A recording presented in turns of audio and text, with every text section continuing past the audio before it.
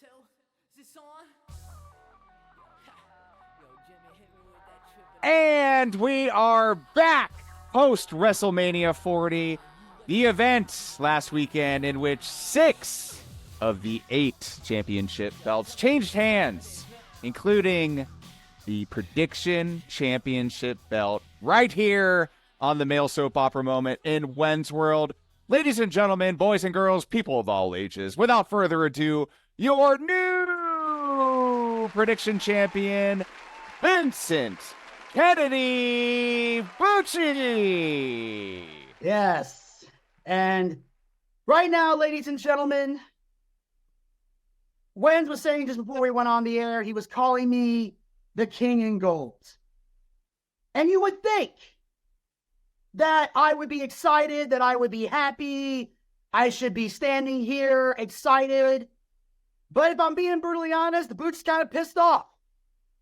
Boot's a little pissed right now because I should be the King in Gold right now. I should be standing here on the Male Soap Opera Moment, belt on one shoulder, belt on the other shoulder. I walked in to WrestleMania, the biggest WrestleMania of all time, and I walked out proving beyond a shadow of a doubt that I am the greatest prediction champion of all time.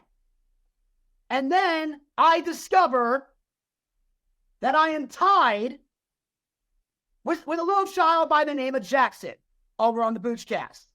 Now, normally on the Boochcast, we have tiebreaker situations. We've had ties in the past, and we saw them different ways. We've had wrestling trivia. We've had video game competitions. We found ways to solve this problem. Well, apparently, at Desmond's house, he decided to be Mr. Make-A-Wish and decided, oh, the tie's going to go to the kid. Because we got to do something nice for the kid. We live in a participation trophy era. So the kid's feelings don't get hurt and he doesn't lock himself in his room listening to Adele songs and reading Sylvia Plath poems, I got to hand my belt on a silver platter to this kid because he couldn't be here for a tiebreaker because he had to go home because it was past his bedtime. That was how this title reign comes to an end. But you know what? Okay. The Booch is nothing if not charitable. I'll play this game. Especially since Desmond was gracious enough to put this belt in my hands. You all saw the tape. You saw the Twitch stream. He handed me this belt. He shook my hand and said, Booch, you beat me.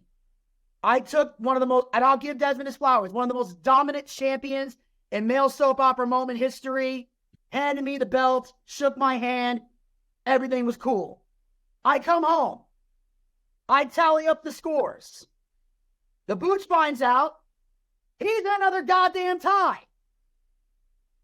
But, as you can tell, Desmond's not holding the belt, so he was not involved in said tie. Turns out I tied with the Wenz. We had the same score, 10-10. But, as we mentioned before, there was no tiebreaker for this show. We were stuck in a situation.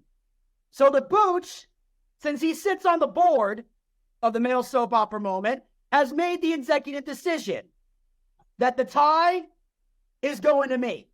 Because I already gave up one belt, I ain't giving up a second one. So I stand here, still the champion, and gentlemen, no disrespect, but if you want it back, you pry it from my cold dead fingers if you smell what the Booch is cooking. And that is the way we start the show. I'm not going to be petty. I'm not going to sit here and argue about who the rightful owner of that leather strap on your left shoulder is, because I'm not concerned. I'm not worried at all. Listen, my time is going to be coming very, very soon. And I, ladies and gentlemen, will be your new and improved, mind you, prediction champion. Now, Booch, I want to go over what led to this unveiling. By the way, that belt looks amazing on your shoulder. It really does. It was like made for you, Booch. It really was. It's going to be hard when I do pry it from your cold, dead fingers. So let's talk a little bit about Mania. What happened? What didn't happen? We kicked off the show citing 6 of the 8 championships that were on the line, that could have been on the line, changed hands between Saturday and Sunday night. let's talk about the first one. First match was Rhea Ripley and Becky Lynch. Desmond, we were both so very wrong about the outcome of this match. And today I find out that on the dirt sheets, Becky's taking time off. I know she was sick. She had strep throat. She had a fever. But she's taking time off now. And so is her better half, Seth freaking Rollins. So we didn't know about this time off. We assumed that she was going to be wrestling. Yeah. But here we are, losers, because of these kinds of things. Your take on that, your take on the match, a 17-minute match, very good. Well done, in my opinion. Absolutely phenomenal match. This was one of those matches that could have gone either way. My big thing was, if not Becky, then who? But as far as taking time off, we knew Seth was going to take time off. We knew he was losing the belt and was going to take time off. Anybody who thought he wasn't is fooling themselves. All right. But Seth needed to get I believe he's going to be getting surgery on his back. He's going to be healing up, finishing the rehab on his knee, finishing the rehab on his back, and he'll be back. So I guess maybe she just wanted to spend some time with her hubby while he's at home with the kid. But you know what? Phenomenal match. Rhea Ripley, still a great champion. She hasn't lost momentum yet. She's not stale yet. So we'll see what happens. Let's see who she goes against. Who's going to actually take the belt from Rhea? Because I don't know, man. I don't see anyone on the horizon right now who could legitimately take it from her. Yeah, it would have to be a call-up from NXT. That we might be seeing that before we know it. Booch, this was the match that got you off to a 1-0 start. You're flying high after this one. Tell me how was the roller coaster at this point? Oh, it's fun because this match was so good. We had no idea where it was going to go. Like, we knew as far as predictions go, but it's one of those things where once the match starts, you're like, oh, did I make the right choice? Like, you start questioning things because of the near falls and the timing of everything and the pacing. This is a very well done match. But, and like I said before, the reason I picked Rhea was because there were certain guys I knew were dropping their belts. But I'm thinking they're not going to make every guy lose their title because it becomes too predictable. So I thought, who's most likely to retain, but also can retain and not hurt the person that they're facing? And Rhea was the perfect person for that. So I figured one person at least is going to walk out with still the champion. It could be Rhea Ripley. Like, obviously, there's the question of, if not her, then who? And they've already announced there's a draft coming up at the end of the month. So they may bring some people on she hasn't faced yet, and maybe one of them will take it from her. But I just felt like Rhea was most likely to retain, and she did, and I loved it. The Riptide in the turnbuckle, Riptide middle of the ring, 1, 2, 3. It was perfect opening to the match. It was phenomenal. Yep, absolutely. This next one kind of threw me for a loop because when we made our predictions, we didn't account for this actually being a 12-pack match. We had two sets of tag teams, one going for the SmackDown belts, the other going for the Raw belts. We see A-Town Down grab first, and then I come to realize, like, wait, the match isn't over. Like, there has to be another team that grabs the other set. And I remember kind of like looking on the Twitch channel being like, I don't know how to sort this out, so just let it ride. And I can't exactly recall who won this one, or was there a 2 out of 3 way tie? Booch, fill us in. Basically what happened was they decided to separate the belts. Basically, if you could, as a team, you could still grab both belts. But if one team grabbed one belt, the match continued. Because I guess they wanted to split the belts again, which everybody already knows how I feel about that. But basically, the Awesome Truth ended up grabbing the Raw Tag Team titles. So because they still won gold, we all still got points because we picked the Awesome Truth. Had a different team won, then we obviously wouldn't have gotten any points. But because Miz and R-Truth got the Raw Tag Team titles, by that technicality, we're still on the board. Because they did win, they just weren't the only ones that walked out with gold. It was Grayson Waller and Austin Theory, which I guess will help them on the SmackDown side. I just hope this draft makes the tag team division better, because that's my biggest fear, is not enough teams being utilized to make the tag title run stale, which is why they like the separate tag belts to begin with. And I feel like this will be incentive to not have so many tag teams that are only there to boost the singles competitor in the faction.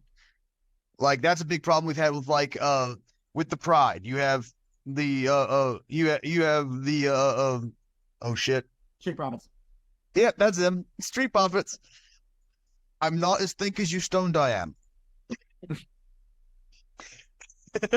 Yeah. So we had the Street Profits who were just there to boost up Bobby Lashley instead of going after tag team gold. And you have the same thing with the Final Testament. You have AOP who are there making Karrion Kross look dominant instead of them going after tag team gold. I feel like separating the tag division, the tag belts, gives more incentive for the champions to be hunted by more challengers instead of having them always just defending the champions, the singles guys. That's more insightful than a Ben & Jerry's nutrition label, Damascus Dez. I'm very impressed with that synopsis. And I agree. It does seem like the authors of pain aren't really authoring much pain. It's really to progress other people forward. So I'm with you on that. And it's kind of cool to see A-Town get over a bit. Because let's be honest, whether you like them or not, Theory and Waller are savvy competitors. They're young. They're both devilishly handsome. And they're in great shape. And That's so you have all of those factors and scenarios. And they're dynamite on the mic. They're dynamite. Absolutely. So they are doing very well together, and they have been taking a lot of big losses. So it feels good to have them get something out of this. Yep. Now that they're tag champions, though, will this just be another boring Austin Theory after he beat Cena, or are they going to run with it and actually make it mean something? That's the question, and we've yet to see it. Yep. That is a good question, and it will be answered. You know, I was right on this next match, and I just saw it coming, guys. I knew Rey Mysterio, whether it was going to be, Andrade or whoever was originally scheduled, that kind of threw me for a loop. But Andrade's an upgrade, so no big deal there. I Defeating... got worried when they added Andrade to the match. I'm like, shit. Right. Like, well, you should have been. You really should have been. Rightful worries there. You should have been worried because Dirty Dom and Santos went down. It was a fun match. I thought this match was fun. It wasn't. I thank God they didn't drag it out longer than they did. It was exactly what it needed to be. It was a fairly quick. It was a good tag team match. It was a cool back and forth, but it wasn't drawn out. It never needed to be. The only thing I'm upset about is this means Dom has officially taken 2 back-to-back losses at Mania against his dad. And I feel like if they were going to set up the trilogy, he needed to win this match. Wow. Another good insight. Yeah, exactly. But Damascus says people aren't paying attention like that. They don't remember all that. They're like, "What's that? What have you done for me lately, Dirty Dom?" They're the Monday Nighters like me. I don't remember that they have already faced each other once, and this is the second time around. You're right. That should have been a nice rubber match for 41 next year. Booch, your thoughts on this? Did it satisfy the inner luchador in you? Not really. I mean, I felt like Carlito should have been the partner instead of Andrade. Like, I felt like, that would have been a much better thing because I feel like Carlito's been the guy holding down the fort for the LWO and everything like that. So I definitely see Carlito maybe turning heel in the future for being replaced by Andrade. I would have loved to have seen Carlito replace him, but then have it be revealed later he took out Dragon Lee. And then you could have told the story there. Like, Dragon Lee eventually comes back, and then that could turn Carlito heel right there. Because as Desmond and I both agree, Carlito works best to heel. So I was a little upset that Andrade was in this because I've never really been a fan of his. And, it was a luchador match, so obviously it was going to be a spot fest for the most part. But the thing, and I mentioned this on the Boostcast, but I'll mention it here, the thing that irritated me the most was the slingshot from Wild off the ring apron. A, because it wasn't necessary. B, they're not in the match. And C, they said 2 words that accurately sum up what I hate most about modern wrestling. And those 2 words were WrestleMania moment. Because I feel like the biggest problem with modern wrestling is they care more about their WrestleMania moment than working their match, telling their story, and doing their business. Because if you have to force a WrestleMania moment, it's not a WrestleMania moment. All the great WrestleMania moments we all know and love happened organically because they were planned in the match, and we just happened to love them. 100%. There's something about that. I'm becoming more and more of a Logan Paul fan. You sent me a video of an interview with Logan Paul. And he was talking about how wrestling is so much harder than boxing and MMA and stuff that he's done outside of wrestling. And he said when he's in that ring, he's not thinking about one person like he would in a boxing ring. He's thinking about the 60,000 people in that arena that he has to entertain and give them their money's worth. And that's how you get your WrestleMania moment, by saying, what do I got to do to entertain these fans? And then those moments happen, like you said, organically, because you're trying to do the best for them. Yeah. And that will create your spot in history. Exactly. Like the dude literally screamed WrestleMania moment before they jumped up on the apron and slingshotted him. I was like, that wrapped it up for me right there. Like, as far as please make this match end. Yeah, good call. For 100%. You can't come up. It's like having your own trail name. No, somebody else has to give it to you. You can't call yourself something. Speaking of nicknames, main event Jey Uso came through main event style. This was no mystery. Anybody that picked Jimmy's not been paying attention. Indeed. He got the win. We're seeing a different side of what they're trying to do now. We're seeing some stuff with Solo. What's next for him?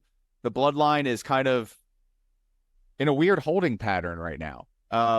Barring what happens on SmackDown and Raw coming up. Interesting to see what happens. Your thoughts on this match, guys? I think it settled what needed to be settled. It told the story. They each got their licks in, but at the end of the day, Jey got the dub.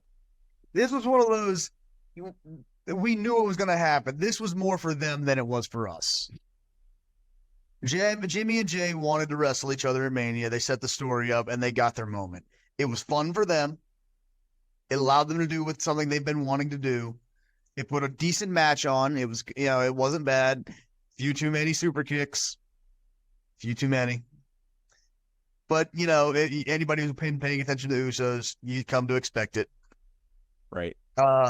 Yeah. But it was good for what it was. It was a fun match. It was never going to be a show stealer.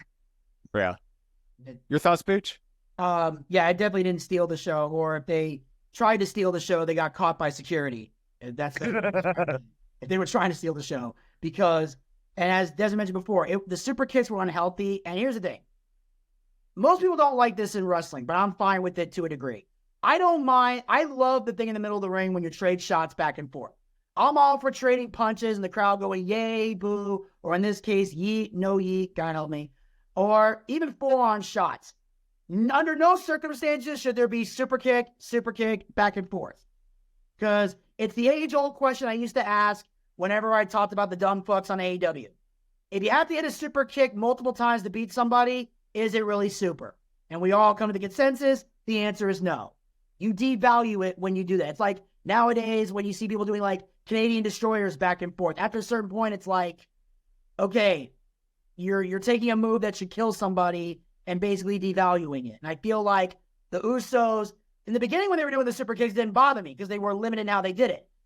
They went into Young Buck territory on this one, and it was getting like, where even the most devout WWE fan is like, yeah, you guys, you're not cutting it. Like there's a lot of people who said this was the worst WrestleMania match on the card. Some say it's one of the worst of all time. I don't know if I go that far, but like Desmond said, this was more for them than it was for us.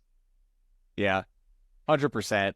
What was for us was a 6-women tag team match where Cargill, Belair, and Naomi defeated Damage Control. This was a necessity for Cargill. This is a necessity for Naomi. Returning, Damage Control did not need this win. And this is good for the brand. This is also a fun match, and it's so difficult it was quick. What they didn't belabor it, thank goodness. But it was one of those that like highlighted each of their special qualities quickly. And for me, at least, as somebody that probably won't catch much of SmackDown, it's good to see some of that represented. So, yeah, I like this match. It told the story, and it didn't bore me, thank goodness. What about you guys? Well, I disagree with you on something. Okay. One thing that you said Damage Control didn't need this win. We knew EO was losing the belt. Okay, we weren't denying that. I feel like Damage Control needed this win so the entire faction didn't take a hit at Mania. I feel like they needed the win to counteract the loss of the women's championship. Now, obviously, the Kabuki Warriors are still tag champs. So there's that. But I feel, like truly feel, as though Damage Control took too big of a hit at Mania because of this. That being said, Jade Cargill could not take this loss right now because it was her first major match. And the same goes for Naomi. It's her first big match back. So I understand why they gave it to them, but this whole match to me felt like a no-win situation for the bookers. That is true. It's good versus better, right? Or bad versus worse, depending on how you see It it. was pick your poison is really all this was. Booch, what say you? Yeah, like if Damage Control was going to win, though, Bianca would have had to eat the pin to save everybody. Yeah, She could live absolutely. to get over another day. I enjoyed it for what it was. There was a moment with Naomi where I think, because I was trying to, we had to rewind it a couple times. So I'm like, was that a botch? I couldn't tell, but apparently one of them didn't get the bulldog off early enough, and there was a moment with Naomi where she was like being Irish whipped, felt like she was walking across instead of being slingshotted, like someone let an Irish whip go. Like but that was like the one sloppy moment. Other than that, great match. Jade looked amazing. Showcased, what she can do. And right now, Jade's at that point where they're trying to make her a dominant. They're trying to establish, the power moves that she has. And eventually, she's going to get that chance to show that she can work a 10, 15-minute match, like basic match. But they're going to wait till there's somebody there that's credible enough to have that match with. They're not going to give it to they're not going to make it just a random show. They're going to wait till a pay-per-view. They're going to give her a quality opponent and make that happen. But in the meantime, you can expect to see a lot of power moves coming from her because they want to establish her as dominant, but also they want to build a star, as I mentioned before. And Jade is a star. And like again, she looks like money, she walks like money, she talks like money. This is the future of the women's division. And they showed it. And now she's proving that she's willing to take the time to learn. Yes. They're building that foundation. That was my biggest thing with her in AEW. She did not have a solid wrestling foundation, and she is showing that she's putting in the work in the Performance Center and that her in-ring skills are improving in WWE. Good take there. We're going to have to speed these along, guys. We've got so many matches to cover in only about 10, 11 minutes to do so. So let's crack through. Sami Zayn got the win. You guys called it. I was dead wrong. I should have seen the writing on the wall. I was drinking the Kool-Aid. Gunther lost. But listen, a really good match. And Gunther had control for much of the match. So it wasn't like, and again, it's one of those where somebody's in control, you just know they're going to lose ultimately at the very end, unless it's one of those where they just get destroyed, like that one Cena match in so many WrestleManias ago where he just got his ass kicked. And I called bitch. I was like, what just happened? What did I just see? But this wasn't one of those, right? Sammy's going to get another run, and you guys called it. Good for you. Both big time wins in this match for you guys. And if I'm honest, this is kind of one that I don't mind losing because I like Sami Zayn. He's easy to cheer for. He's like an everyday guy. He doesn't take steroids. He's built like you and me. So he's just kind of like one of those guys you can just kind of cheer for and get behind. Plus, his music's fun, So that's my take on the match. Congratulations to Zayn on another, which is going to be a really fun IC run. Hopefully they don't botch it and give it to somebody else too soon. That's my only concern here. It was a beautiful story. It told this. This shows how psychology and storytelling can still be done in wrestling if it's done with the right people and under the right circumstances. Like it was borderline match of the night as far as that regard. It had a Rocky Balboa feel to it from the very beginning. They did all that. I thought it was great, especially in Philadelphia. And Sammy had that Rocky feel, like getting up, like I would have, and obviously it was very serious. So I love that. Although the comedic side of me would have loved to have seen Chad Gable at ringside going, "Get up, you son of a bitch." Because Chad loves it. Because Gable loves him. I would have loved that. But because they were trying to tell a serious story, I'm glad that didn't happen. But that comedic side of me and that Rocky side of me would have loved to have seen that. Like Chad out there being like Mickey would have been beautiful. Big. Yeah. What about you, Desmond? I mean, you talked about Gunther being in control most of the match, and that's been every one of his matches, though. Let's be real here. He always dominates, and the person tries to fight back, and you think they're going to win, and then he takes them out. And then this time he just couldn't. And that's what made the difference. And that's what Sami Zayn is good at. He outlasts. And we got Zayn, so we got a new champion, and I'm looking forward to it. That's a good word. He outlasted. That's exactly right. He went all 10 rounds with Gunther, and that is a Rocky story, Booch. Nice callback there. Good stuff. The match of the last match here, which was about 45 minutes, The Rock promised a long match, or he hinted towards it, as the Bloodline defeated Cody Rhodes and Seth freaking Rollins. I mean, this was exactly what needed to happen. None of us had any idea. Well, I didn't, at least, know what was going to happen on night 2. I thought they were going to swerve us and let Roman Reigns hold this at least for a while longer. I get why they didn't. I'm not going to argue that it was a good or bad decision, but in my mind, I'm just going to say this, and I'm going to catch some heat. It's something that Booch would say here. I hope I catch some heat. That means y'all were listening. Are we ever going to see anybody catch up to Bruno Sammartino at this point? No. So, but why? Why? Records are meant to be broken.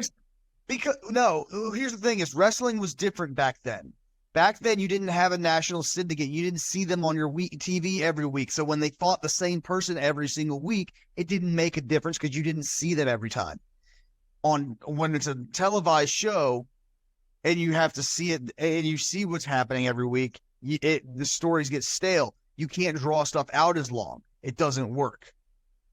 He could have caught up to Backlund, though. He could have caught up to Backlund. Will you agree with that? It got close.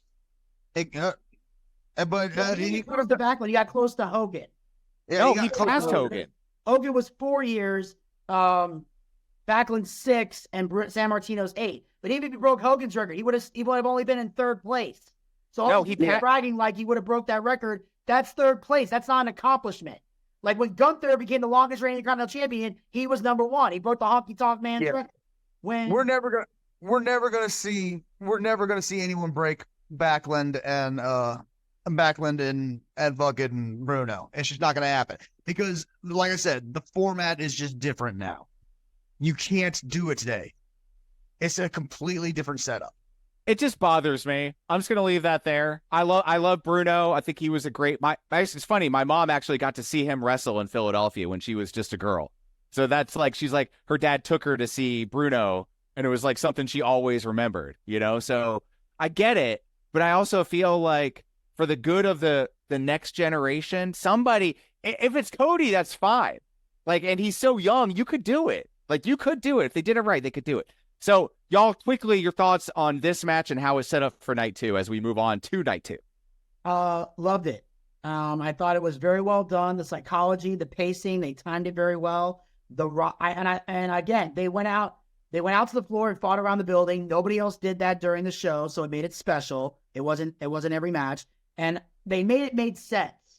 They didn't have the ref just sitting there not doing anything because the ref was counting, but The Rock said, "Rock's like, you count, you're fired. I'm on the board. I don't fuck around. You count, you're fired." So the ref had to stop counting, give them a reason to fight all around the building. Rock and Rollins over here, Cody and Roman over there. So there's, again, whether you agree, whether you like that spot or not, whether you thought it was too extreme or not, they made it make sense in the terms of the story. And and here's the thing, if Cody was going to get pinned, The Rock should be the one to pin him, not Roman, because they shouldn't be pinning each other. Even if Roman got pinned, Seth should have pinned him. Don't let them pin each other till night 2. But I knew it was going to be bloodline rules because they want to give Cody one more thing to overcome. So, again, beautiful finish. Loved every moment of it.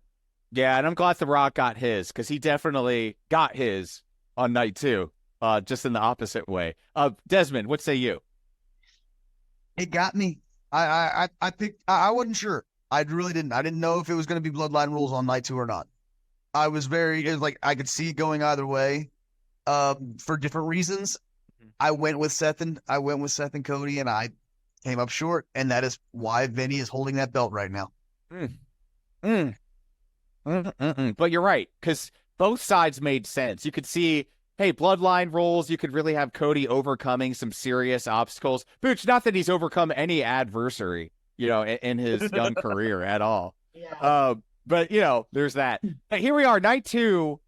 Whoa. Okay, so finally Drew McIntyre wins, guys. He's so excited, and then the music drops, and I think I spilled something on myself when this happened. I was like, perfect, like perfectly done. And I cannot believe that nobody on this show, including myself, me especially, I cannot believe that I didn't see this coming. Like that I didn't see. I saw this coming. This happening. But I mean, I don't remember hearing it. So I'm just saying, in terms of what happened on night 2, Drew defeats Seth freaking Rollins in a fun match. This is a good match. It wasn't a great match, in my opinion. The buildup was awful, so it's hard to overcome that, like you said, Booch. But what happened afterward was epic. It was epic because we've seen people try to cash in before. We saw Priest almost cash in before, but it didn't work out. So now he gets his chance, and it works out. And ladies and gentlemen, we have a new World Heavyweight Champion in Damian Priest. And it happened in the best way possible. He takes advantage, just like a heel does, on a wounded warrior. And that's brilliant. It's like it's the perfect pinch of salt in the chili. So, guys, could they have done this any better, in your opinion? No, I don't think they could. The match was phenomenal, was everything it needed to be, and then the way he got into Punk's face, and Punk retaliated, and then Punk basically fed him to Damian Priest. It was beautiful, and which sets up a story with Priest and Punk for when Punk comes back from his injury. It sets up the future. So many other stories of, obviously Drew's going to want to go back after that title. Punk's going to want to go after the title, but we still have Punk who needs to go against Seth at some point. We've got so many options for Punk right now, so many options for the world title right now. I am super excited about how they pulled this off. Yeah. What about you, Booch? I was stunned. Not even by the cash-in shocked me because I didn't see that coming, but I was stunned at how great this match was. Because it's no secret, I didn't like the build-up. There's a lot of things about it I didn't hate. I honestly thought this was going to be a bathroom break. I'm sitting here going, oh, great, this is the opening match. Great, now when am I going to pee? Then all of a sudden, the bell rings. We see the Claymore. We look at the match, and you can see my face. I'm like, holy shit, this is good. Like, Yeah. They made up for this is one of the rare moments where the match makes up for the crappy story. Like, that is what I saw here. Like, this is beautiful. I'm loving every second of this. They get you on the edge of your seat. Seth Rollins selling very well. Drew McIntyre getting his win like we knew he would. And, of course, Drew McIntyre showing living proof that WWE lives in a bubble. Because if you actually look outside the level and you look at other wrestling promotions, you would learn, Punk is not a person you want to fuck with. How many people have to fuck around and find out before you realize Punk's not going to take your shit? He's even sitting there going, why are you looking at me? Why are you getting an attitude with me? And then Drew finally does a crotch shot. I was like, all right, you're not going to like the way I handle this, and tripped his ass. And then takes the break. He's looking at Michael Cole, Pat McAfee, you're going to handle this? Okay, do I have to handle it? Fine. Boom. Takes him out. Damian Priest shows up. Blew the kiss to his wife. Fucking beautiful. Cool. Everything was great. This opening was great. It was an opening match was perfect. The cash-in was perfect. This is wrestling perfection right here. And it got you on the edge of your seat for the rest of the show. He checked all the heel boxes. Like, it's so perfect. Like it, and it's thank God Punk is back. I know he's not back, but he's back. Like, if he's there, he's there. And so I can't wait till his arm gets better and he's ready to rock. Yeah. So that was that. The Pride, they got a nice win. This is one of those. It was a Philly street fight. It was fun to watch. I didn't really.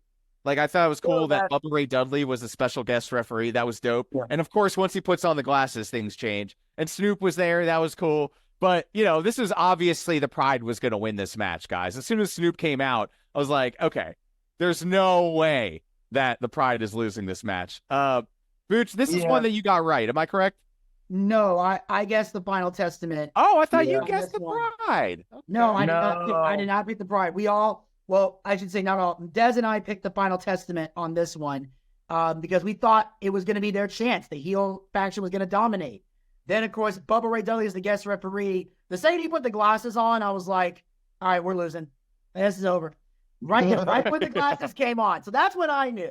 Even with Bubba Dudley as the guest referee, that didn't tell me anything because Bubba's just going to be a referee. He has no allegiance to anyone. So he's a guy that can call it down the middle. But the second he put those glasses on, I'm like, all right, Pride's winning this one. And then they put him through the table after the first one broke.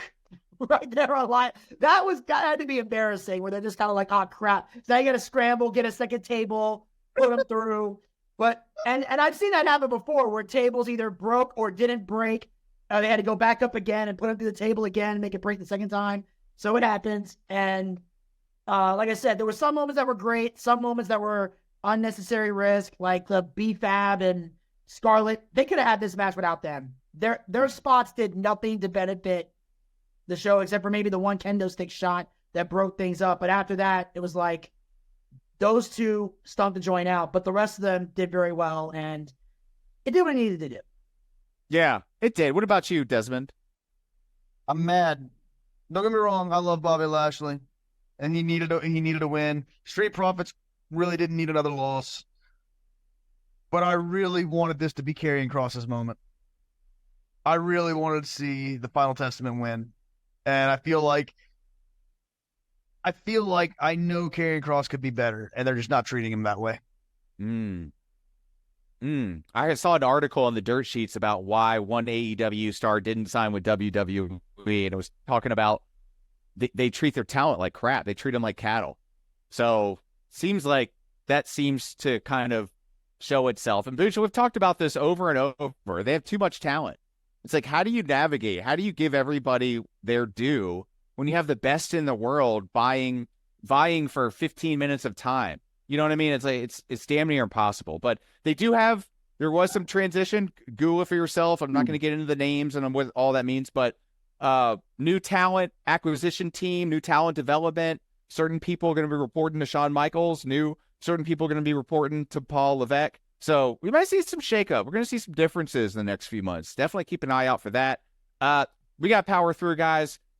LA Knight, he got the win. Much needed. Thank God. Thank God that AJ Styles did not win this match. He doesn't need to win. LA Knight needs wins. He needs W's and stacked W's, one on top of the other on the other. 100%. And he got it. Yeah. He got it. Absolutely. Your thoughts on this match, guys? Loved it. Exactly what you said.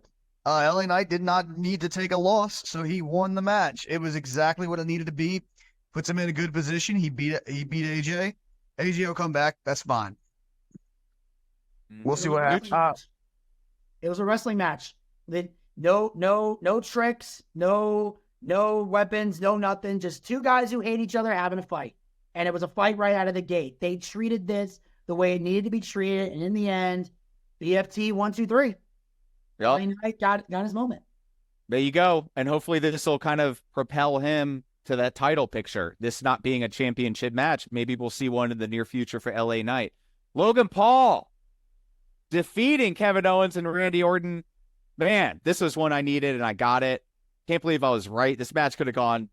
And they swerved me so many times. I had no idea. He was out of the ring for so long. It's always the guy who gets knocked out, though. In the mid-match, the guy who gets knocked out of the match, watch. 8 times out of 10, he's the guy that finishes and wins. But luckily for me, he had some help ringside, of course. Always fun to see his partner in business there. What's his name? I Show Speed or something? Yeah. I think that was what he was called. He was called, I Show Speed. For some reason, we still thought it was KSI. We didn't get. I thought it was the guy with the can, the prime can. No, and then it said it's I Show Speed. It was another streamer. He's like a Twitch streamer. He plays like FIFA, Fortnite, and Roblox. Like those are the games he's known for gaming with. And he was the breakout streamer of the year at the Streamy Awards. I just now knowing that's a thing. Good for him. He's getting his due, and I love that quote that you said earlier, Damascus Des, about it's not about one person or two. It's about the 60,000+ and the millions watching across the world. So that's the kind of spirit that we all want to see. Quickly, Des, your thoughts on this match? Didn't see it coming. I really thought that Logan was about to drop the belt. This one was a shock. Now I wasn't sure. I was fairly certain. I chose Kevin Owens. I was fairly certain he was going to win, but I could see Randy winning it. But I did not in any way see Logan Paul retaining, and I was wrong. They swerved me. Yeah. Kind of felt like this was beneath Randy. Not to say that United States isn't a great belt. It just feels like he's never just held been the there, belt. done that, you know? But he's never held it. No, I think he has. I thought he's been IC champion, but he's not been US. Let me check. I'm checking right now, but I'm pretty sure he's been United States champion. I'm looking championship. Where? God damn it, where is it? Okay, what was he retaining? No, he was US champion once. Oh, okay. At least I was wrong. He's Grand Slam then, right? One time through? Is he one-time Grand Slam champion? Oh, yeah, he's Grand Slam. Oh, he Not was like US 2 times like Miz. I just want to be clear. He doesn't have twice the amount of. Anyway, Yeah, Booch, I don't want to trigger you. But you can remember his title matches. You You can remember you can remember Orton's matches. Oh, something just bit me. That was weird. Bailey defeated Io Sky via pinfall. This was a great match, man. Like this could have been. I don't know. This might have been.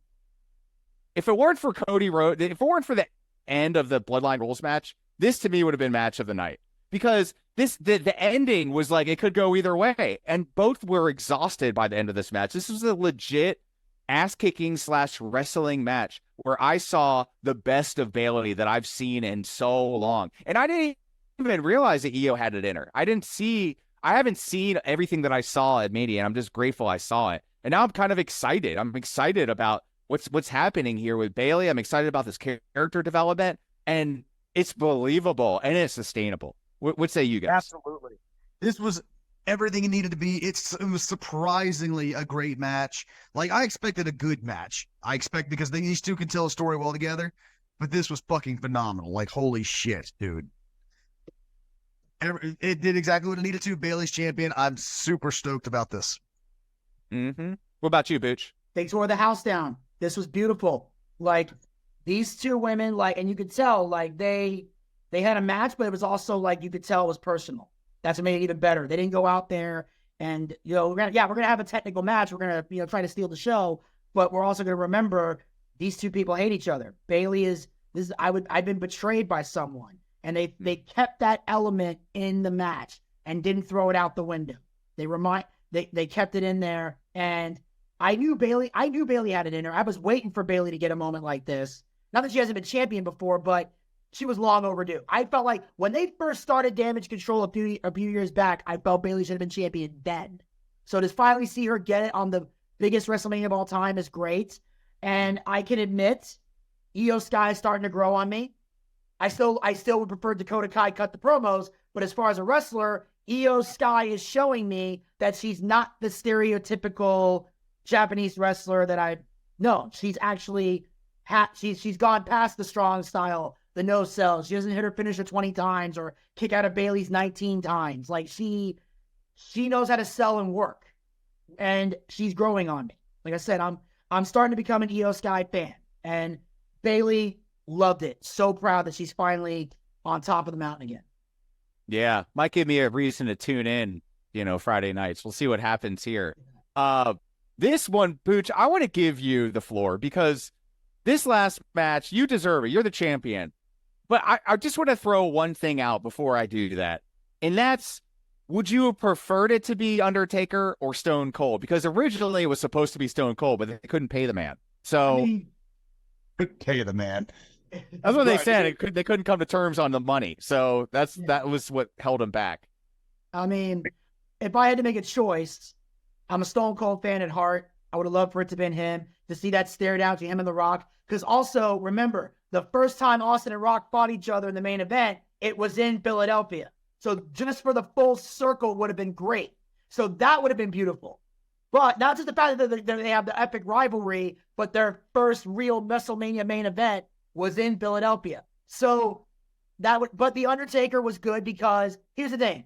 We knew Cena was going to get involved because we saw the thing on the truck that was kind of a little Easter egg. We knew Seth was going to get involved. You knew Jey Uso was getting involved. There is not a person on this planet that can honestly say you expected The Undertaker to show up. None of us did. We hear The Rock. We're waiting for the glass to break. I'm like, all right, glass is going to break. All of a sudden, gong. We're like, what the fuck? So that was like, Jesus. So that was Somebody cued the wrong music. That would have been hilarious. And then it's like the lights go out. We comes back on. Taker's in the hoodie. The Rock turns around. Boom, choke slam. It was great. And here's the thing. They had the bloodline rules. They had the interference, but they did it right. It wasn't right out of the gate. It wasn't a great big clusterfuck. It was these two tried to fight in the beginning. They're pulling out weapons, but they're timing it. And my favorite moment, you wouldn't think it would be, but just because of, again, my issue with modern wrestling, crowd chants, we want tables all the time. I say it before, I'll say it again. If you're a heel, unless your last name is Dudley, stay away from the tables. Because your job as a heel is not to get the people what they want. Cody pulls a table out from underneath the ring. Crowd pops because they love tables.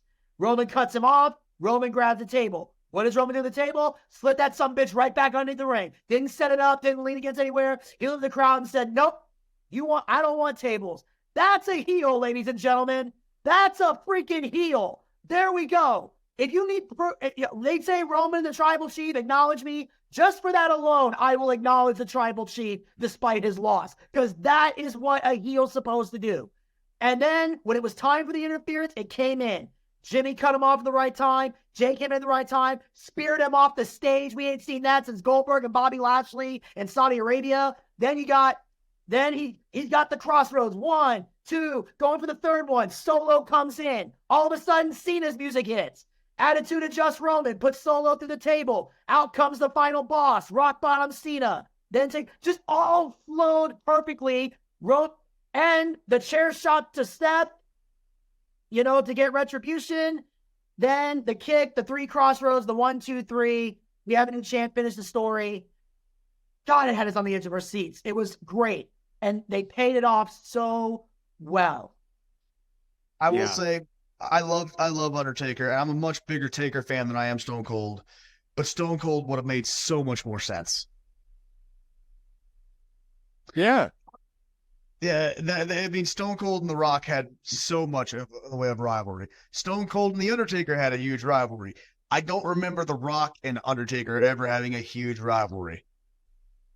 No, there just wasn't one. I mean, how many times did they actually wrestle at a pay-per-view? Maybe once, twice? I don't know. Couple times. So, but never something that a DVD was made out of. Nothing that we've seen with Rock and Austin. That was a great story. Or Triple H and Rock, or Triple H and Austin, and something like that.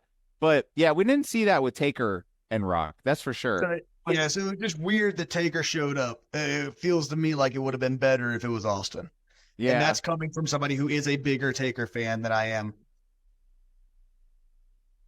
But that's fair. That's fair. But I mean, all right. So to sum it up, Booch is the new champion. What would you say this pay-per-view earned on a A grade A to F scale? A+. A+? A+. They even the matches that I wasn't happy with how they were going to be booked were good matches. This was a fucking phenomenal WrestleMania. Best WrestleMania we have had in I couldn't tell you how long. Wow. What say you, Booch? Same thing. I mean, best WrestleMania we had in a long time. Like I said, there were maybe 1 or 2 matches I didn't particularly care for. Maybe like 3. If I look at this, there's maybe 3 matches, and that's based off both nights that I maybe didn't enjoy. But even the matches I didn't like, the ones I did like, made up for it. More than made up for it. Exceeded expectations, at least on the fans' perspective, and it showed one important thing. That this is a new era, this is a new time, and Triple H is a booker we can trust. Because that was the big question going in. I said it. If they fucked this up, if Roman walked out the champion, Triple H would have lost the faith and trust of the WWE Universe and thought, oh, he's Vince 2.0. That's what everyone would have been thinking. But no, he proved it with this pay-per-view. Now, he proved that, look, with Triple H, we're not going to get everything we want, but the things we really, really, really, really, really want, we're going to get. I love it. It couldn't have been said better than anybody. And that is what you get with the Wrestling Encyclopedia, Vincent Kennedy Bucci, on the road to Damascus Des, and yours truly, the Wenz. We will never, ever leave you without a few key catchphrases, one of which is, Have a nice day. Bang, bang. Don't forget to kiss the pussy.